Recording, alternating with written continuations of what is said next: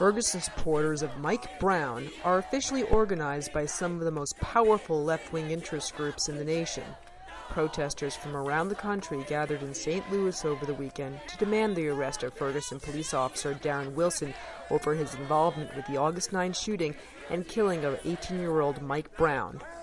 Brown's defenders say his hands were up in the air when Officer Wilson fatally shot him, whereas officials say that Brown assaulted Wilson and attempted to take his gun.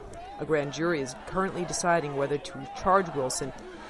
Unlike the protests in August, which evolved into violent standoffs with local law enforcement, as well as looting and destruction of private property, attendees at the four-day weekend of resistance stuck this weekend to marching late into the evenings, shouting at law enforcement. Additional players have been added to the mix of protesters, along with the support of the Service Employees International Union and mentions from the President Barack Obama at the United Nations during his remarks.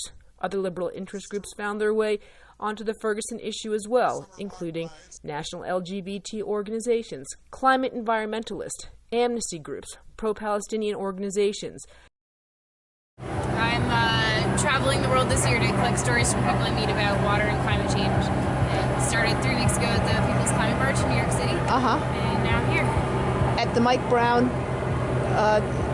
how does that connect exactly? Can you tell me? All struggles are connected. Racial injustice is linked with climate injustice, and I'm here to show solidarity with this fight because injustice to one person is an injustice to us all. The Palestinian flag is the Black Nationalist flag. Okay. This is the Palestinian PLO flag. Okay. Palestinian Liberation Organization.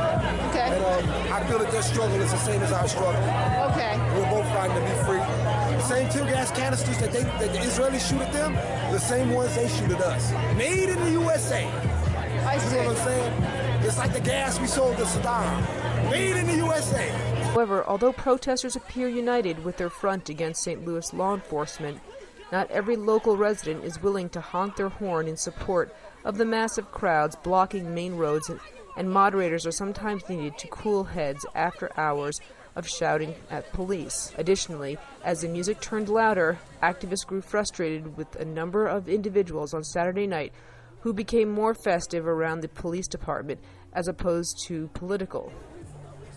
How effective have outside political groups been? Organizers hit the streets of Ferguson to register new voters in the wake of the Brown shooting, but as of October 7th, USA Today reported only 128 new voters have registered.